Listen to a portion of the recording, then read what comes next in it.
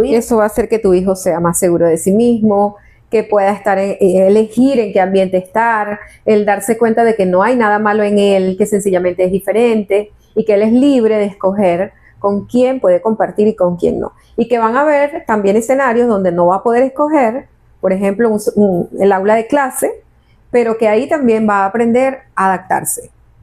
Y va a estar bien, siempre va a estar bien. Y tú como adulto, si aún sientes que te cuesta adaptarte a eso, comiénzalo a trabajar también.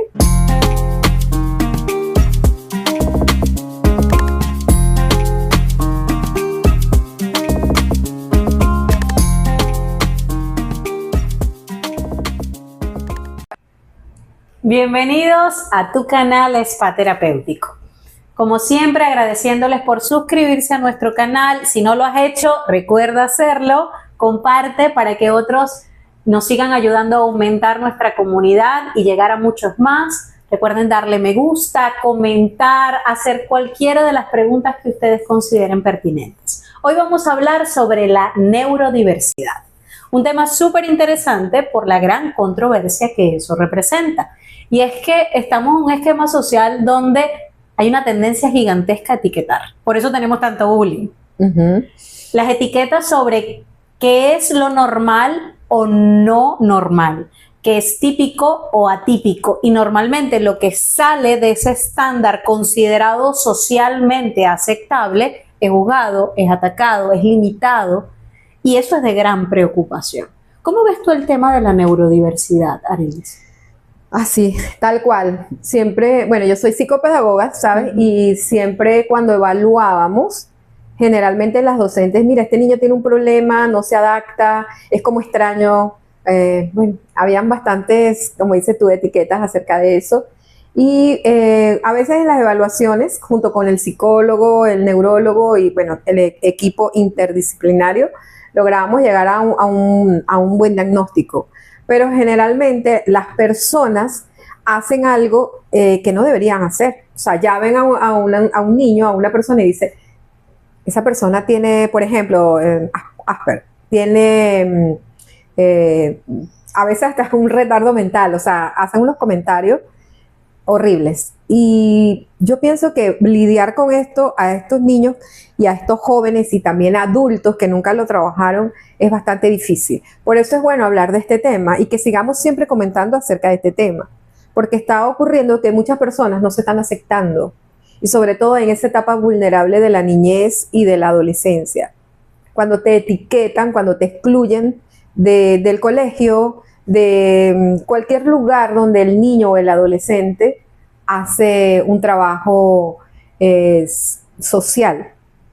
Entonces, qué bueno que hoy estemos comentando esto, Natalie. El tema es un tema que nos invita a dejar de juzgar a priori las diferencias. Normalmente las diferencias se ven como un problema y eso en sí es el problema. El problema no es el procesamiento diferente, la interpretación diferente, todo el recorrido de forma muy distinta que debe realizar cualquier persona que está viendo el mundo, que está interpretando el mundo, que está sintiendo el mundo de una forma distinta. Eso no es la situación a atender. La situación a atender son los estímulos. Correcto. Es la forma de conectar con ese mundo que simplemente procesa y trabaja de forma distinta. Un mundo interno que está invitando a la comprensión y al mayor conocimiento de lo que eso representa, porque las dificultades que tenemos hoy están asociadas a que no hay, aunque hay muchas mejorías y se han dado mucha formación y estamos intentando que socialmente sea algo más aceptable, aún no hay suficiente conocimiento y estrategias para poder adaptar de forma mucho más práctica y más fácil a cada uno de estos muchachos, jóvenes o adultos que comprenden, conectan con el mundo de una forma diferente. Y ahí tenemos que pensar que los protagonistas de esto deberían ser los padres, porque hay muchos padres que no toman esto como realmente es, como lo acaba de explicar, de una manera perfecta. Y de verdad que si los padres no son los primeros que buscan esa atención, el conocer cuáles son las estrategias que yo debería utilizar para trabajar con mis hijos, con mi hijo. Bueno, ¿qué se puede esperar de lo demás? En el colegio va a ser súper etiquetado y el niño se va a sentir que no encaja en ninguna parte. O sea, se va a sentir como que yo soy el raro, el extraño en este mundo. Y que realmente lo que es una invitación a buscar recursos que funcionen de pilares para que sea mucho más práctico en el joven, el niño, el adulto, saber cómo adaptar cada una de las situaciones, modalidades de aprendizaje, vivencias de vida que le toque experimentar a sus modos prácticos de entender el mundo. Normalmente somos una limitación en sí. ¿Por qué? Y siempre explico esto. Una persona con neurodiversidad tiene capacidades muchísimo más desarrolladas que una persona típica. No es que tenga un coeficiente intelectual por encima, hay muchos casos que sí, pero no es una regla, no es una norma. De hecho, hay muchos casos de neurodivergencia donde se identifica que hay un coeficiente intelectual por debajo de la media. Pero en la mayoría de los casos hay tantas capacidades desarrolladas a un nivel más elevado que la forma de simplificar quizás un entendimiento o una comprensión numérica se da en 2 segundos cuando para una persona típica se da alrededor de 8 segundos. A nivel de procesamiento y de digitalización a nivel cognitivo, el proceso es súper rápido.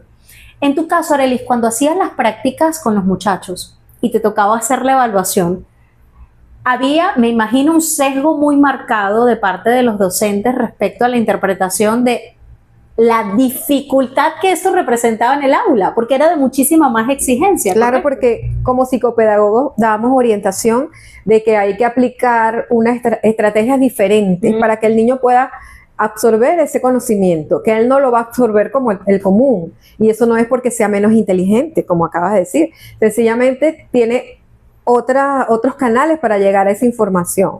Entonces sí causa problemas cuando el docente no se abre a todas esas posibilidades a conocer a su alumno o así, en todas las formas. O sea, a veces hay niños que tienen una capacidad para la matemática, ponle, pero entonces la parte del lenguaje es muy difícil. Otros tienen dificultad para comunicarse con sus otros compañeros y todo eso de alguna forma los va sacando de ese espacio estudiantil, educativo. Entonces también, aparte de los padres, el docente debe informarse más acerca de estos niños, que no vamos a decir que son nuevos, que vienen desde hace mucho tiempo, porque claro, hay muchos adultos hoy que fueron como esos niños. Y que no se identificaban las características diferentes porque antes no teníamos tanta cultura respecto a lo que significan las diferencias cognitivas como las hay hoy. Pero, aunque hoy tenemos más manejo de las cosas, también hay más negación. Y fíjate lo que nos da el mayor acceso a la información, en vez de facilitar los modos de conectar y de usar eso como un recurso útil a nivel social, lo han usado es para etiquetar a gran escala a la gente como que si fuese color de piel oscura, color de piel clara, y no es así. ¿Cuántas veces ustedes, cualquiera de ustedes, o yo, o tú, Natalie, nos hemos sentido diferentes en el medio social, cultural, familiar, donde hemos estado?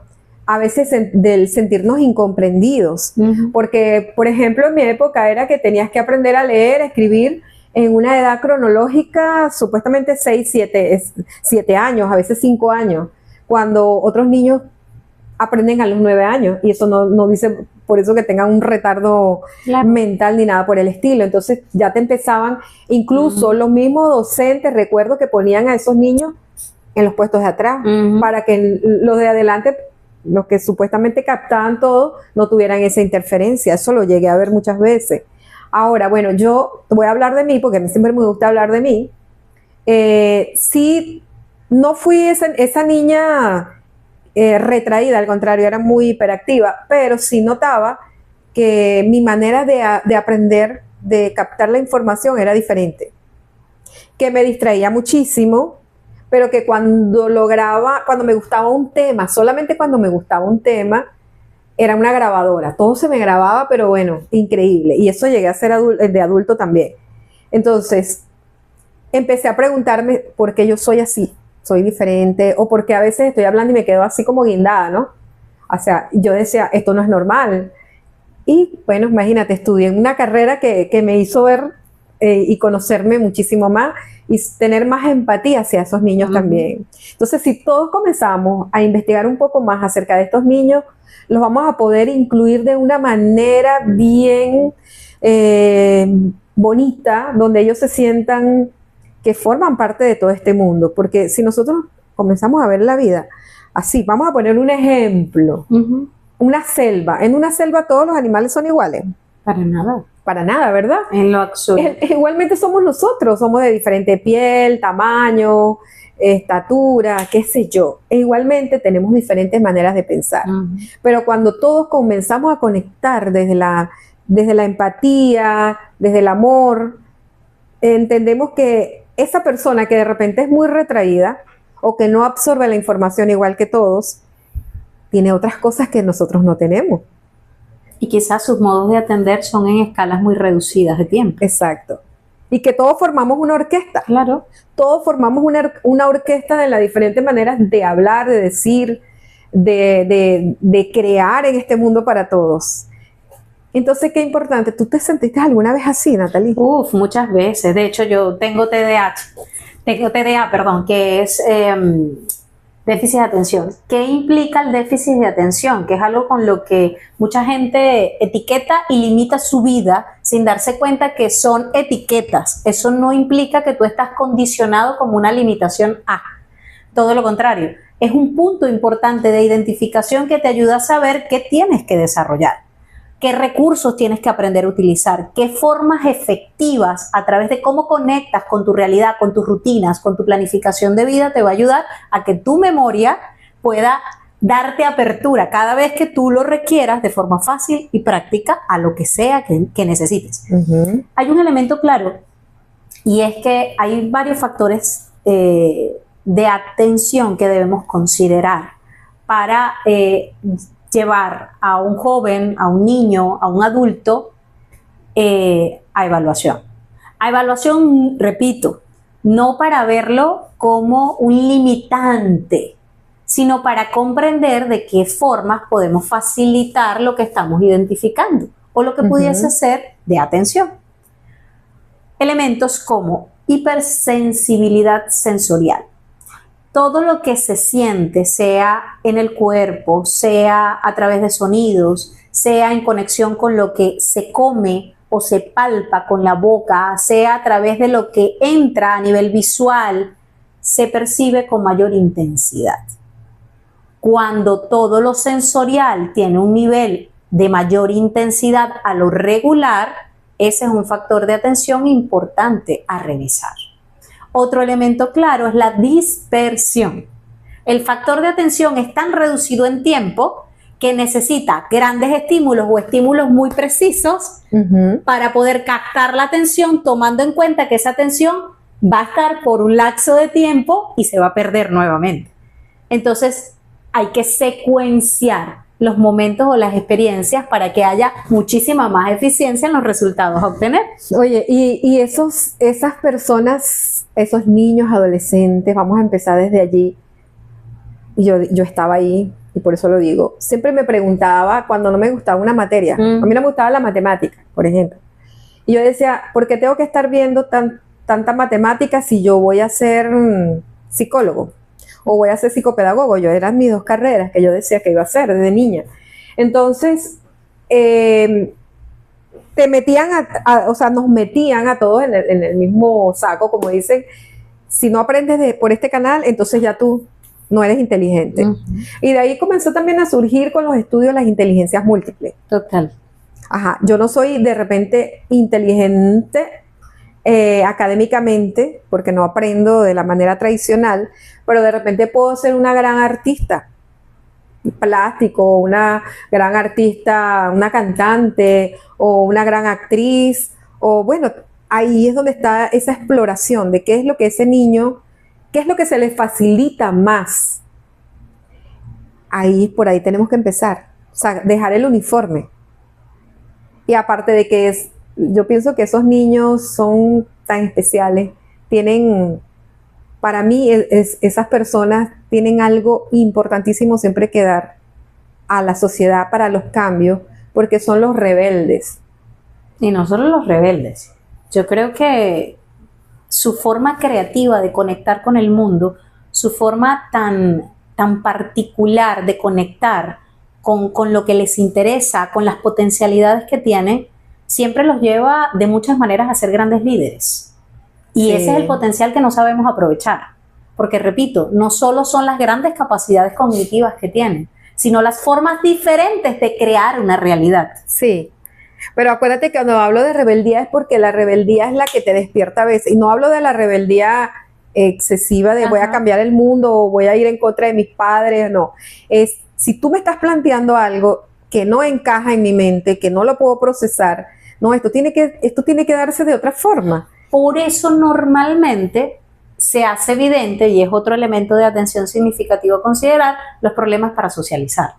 Por esas variables que estás mencionando. O sea, si cuesta tanto ver el mundo como tú me lo estás diciendo, porque yo lo estoy observando diferente, la rebeldía no va a ser frente a la oposición de lo que tú me planteas, sino que yo lo veo distinto. Y eso va a hacer que yo accione de forma diferente o conduzca las cosas Y ahí de donde forma está la diferente. estimulación, tanto en la escuela, en la familia, Mm. para que eso que tú eres no pierdas tu esencia y te sientas siempre feliz y orgulloso de ser como eres y que no te tienes que parecer a nadie más. Y respetar también lo que los demás son. Buscar esa parte, como decía hace ratito, ¿en qué momentos de mi vida me siento feliz o más feliz? Entonces ahí donde debo poner toda mi carga energética y disfrutarlo al máximo. Pero ¿dónde está esa parte que se me hace difícil? Hay una, y es que una de las cosas por las cuales hay más tendencia a la depresión o a la ansiedad en personas con neurodiversidad es precisamente porque les toca confrontar la frustración con mucha frecuencia. Y es que no es fácil ver el mundo de forma diferente. No es fácil no ser comprendido, porque si la necesidad a uno con la cual tenemos que conectar los seres humanos es precisamente con el ser aceptados en las etapas de nuestra pubertad, en las etapas iniciales de adolescencia, conseguir esa validación. ¿Cuánta gente no pasa esa etapa, sino que pasa toda su vida buscando validación? Mucho más si hay neurodiversidad. Por supuesto. Entonces se hace más complejo conectar con el mundo. Sí. Y por eso son enormes los casos que vemos con gran preocupación, porque no hay acompañamiento asertivo, porque no hay orientación, no hay presencia de padres para dar apoyo emocional, porque no es sencillo. Para nada. No es sencillo. Si ya el estar en una modalidad educativa como la hay aquí en Venezuela es difícil, mucho más con todo lo que socialmente eso implica. Sí, que es bastante también difícil cuando tienes de repente, esos niños tienen padres que no han trabajado o nada en eso, o ni siquiera se han sentado a pensar por qué mi hijo actúa de diferente forma. El niño pide a gritos, ayúdame. Yo lo viví cuando trabajaba con los niños. Había momentos donde la docente me refería al niño y habían reglas del Ministerio de Educación donde decían, o sea, hay que trabajar con el niño, pero primero con los padres, y si los padres no vienen, no vas a trabajar con el niño. A mí me parecía tan absurdo, porque sí sé que debe ser el canal, o sea, para los padres deben continuar en el hogar con todo eso que estamos, esas orientaciones que estamos enviando, pero, ¿y si no están los padres, si ese niño está solo? Yo decía, yo voy a trabajar con este niño solo, porque algo se le va a quedar de lo que yo le voy a decir. Entonces ahí también hay vocación. Claro. Y si todos tenemos un poco de vocación de manera general, del querer que las demás personas también sean felices, que las demás personas también entiendan el mundo, que todos también se empoderen de esta experiencia terrenal, pues mira, el mundo va a ser más fácil. Totalmente. No le vamos a poner tan difícil las cosas a la gente. Totalmente. Hay algo súper importante y es, por ejemplo, en los casos puntuales cuando hay autismo o los que se llaman autismo de alto funcionamiento, que son las etiquetas que se usaban antes para hablar de Asperger. Ya no hablamos de Asperger, ya hablamos de autismo de alto funcionamiento. Son casos particulares porque hay demasiados casos en la actualidad donde no hay diagnóstico establecido. ¿Y por qué es importante el diagnóstico? Porque las dificultades cuando hay autismo de alto funcionamiento, quizás un autismo en grado 2 o en grado 3 es muchísimo más sencillo de evidenciar y los recursos o las herramientas tienden a abordarse o a ponerse en práctica desde corta edad. Pero cuando hay un autismo de alto funcionamiento es poco notorio. O sea, se evidencia muy poco. De hecho, hay demasiados casos de adultos con autismo de alto funcionamiento donde a corta edad no se pudo diagnosticar y el diagnóstico no generó quizás los recursos o las herramientas para facilitar muchos procesos en su etapa de desarrollo. ¿Por qué es importante atenderlo? Porque hay que decirlo y no hay cultura de eso, no se le enseña a la gente a eso. Cuando hay déficit de atención a nivel familiar, si hay un caso de déficit de atención, si mi hijo está presentando déficit de atención, lo más probable es que mamá y papá tengan déficit de atención. Si no lo tienen los dos, por lo menos uno de los dos tiene déficit de atención. Entonces, esto es importante hablarlo, porque normalmente cuando hay un diagnóstico de déficit de atención, que son cosas que se pueden reorientar sin tanta complicación y la gente lo ve a veces como una etiqueta gigantesca que no pueden superar, hay que revisar, ya va, ¿de dónde viene esto? Sí, pero Natalie, yo también observo a muchos padres que dicen, porque es que no supero esto de que mi hijo esté pasando por esto, porque esto lo va a hacer sufrir o lo hace sufrir ya, el no sentirse identificado en su mundo o no ser aceptado por otros niños, otros adolescentes, o en el caso de adultos, por adultos también, hay muchos adultos que se sienten fuera de grupo, como dicen, o sea, no se hallan en ninguna parte.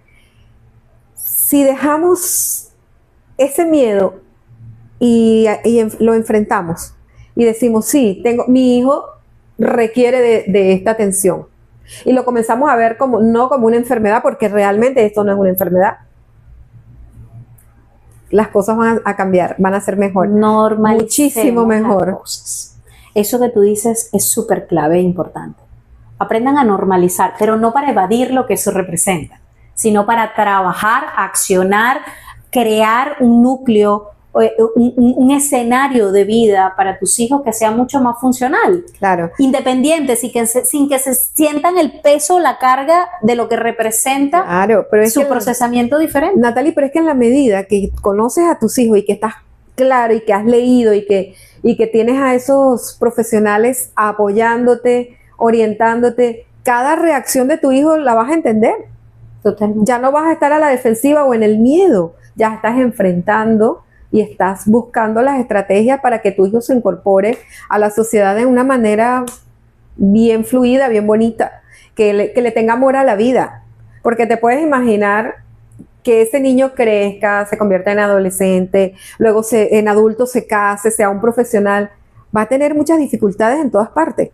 Eso no se va a quitar con el tiempo, eso nunca se va a quitar. Tu esencia siempre va a ser así.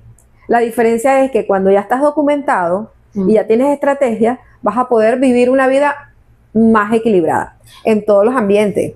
Vamos a seguirlo normalizando entonces, porque cuando sabemos que tenemos, ejemplo, gripe y alguien tose cerca de ti, para ti eso no es algo anormal, porque ya has normalizado o ya te has vinculado tanto y de forma cómoda a lo que eso representa, que no tiene relevancia.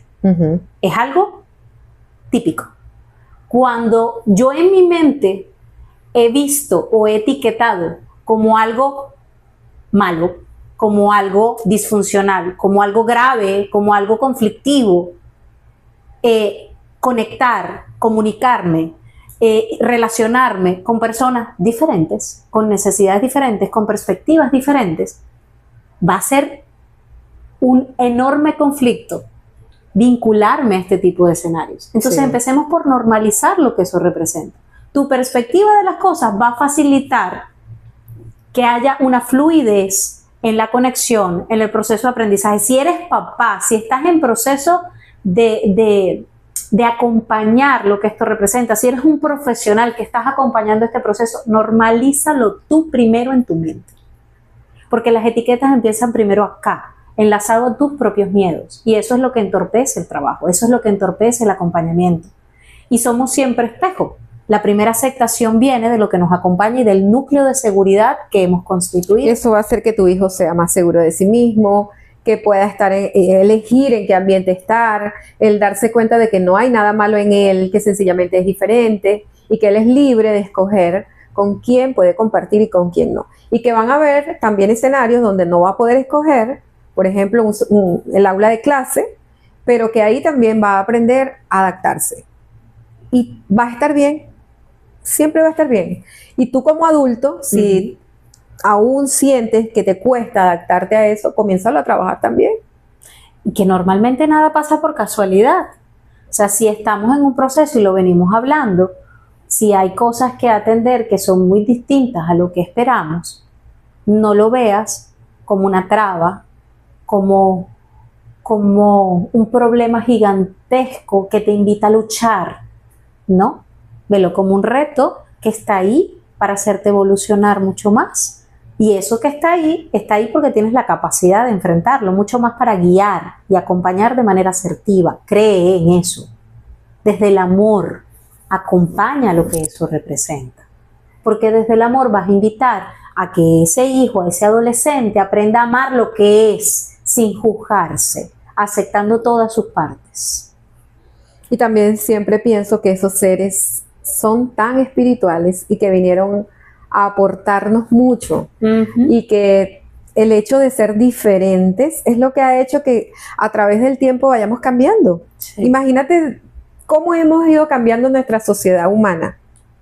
O sea, cómo se veían antes las cosas y cómo se ha venido haciendo, ha ido cambiando a través del tiempo, sin ir muy lejos, 5 años atrás. Totalmente. 10 años atrás. Ya el año pasado decíamos de una forma, ¿cómo era que hablábamos de los niños que tenían Asperger? Ya ahora cambió el concepto. O sea, siempre va cambiando y así vamos cambiando nosotros, vamos evolucionando y en todo. Entonces, esos seres espirituales, ese ser espiritual que tú eres, que sabes que tienes una misión acá de hacer cambios, ayuda también a que esta sociedad, este mundo humano, se sienta cómodo con lo que es. Enséñalos a hacer. Si fuiste un niño con neurodivergencia, seguramente eres un adulto también. Igual, ayuda a este proceso, a los que vienen detrás de ti, a aceptarse y a sentirse cómodos en esta experiencia de vida. Conectas con tu cuerpo de forma diferente. La neurodiversidad representa eso de muchas maneras. Conectar con nuestro cuerpo y con nuestra mente de una forma diferente. Eso no quiere decir que algo esté mal o que algo sea un problema. Eso quiere decir que tu forma de articular con tu mente, de reaccionar, de sentir, de percibir todo, tiene alcances distintos. Sí.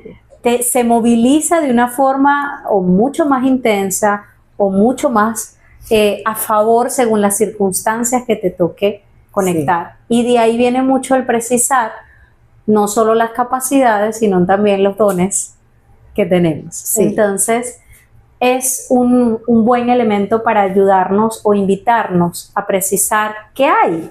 A veces caemos tanto en negación. ¿Cuántos padres no existen que dicen, es que siento que mi hijo o mi hija es diferente, pero no, está bien, sí, es diferente, explora la diferencia. Es correcto. Y así lo puedes ayudar más. Sin miedo, claro. Pero mira, este podcast de hoy ha sido bien interesante y pienso que esto hay que ampliarlo Sí, un poco más. total. Esto es un tema muy amplio y que nos puede ayudar a entender muchísimas cosas de las que estamos viviendo en este momento con nuestros hijos, adolescentes y con estos adultos que con los que no terminamos de encajar a veces también. Y ahí está la aceptación. No olviden suscribirse, darle me gusta, compartir, comentar, porque esto nos llena de mucha satisfacción saber que ustedes nos están escuchando y nos invita a crear temas de interés para todos. Recuerden, siempre estamos en proceso de ver, aprender cosas diferentes. No juzguemos, no critiquemos y siempre alentemos a la aceptación en general, porque todos ya tenemos diferencias. Sí. Entonces, más diferencias no es un problema. Nos vamos a ver en un próximo episodio. Seguimos creciendo.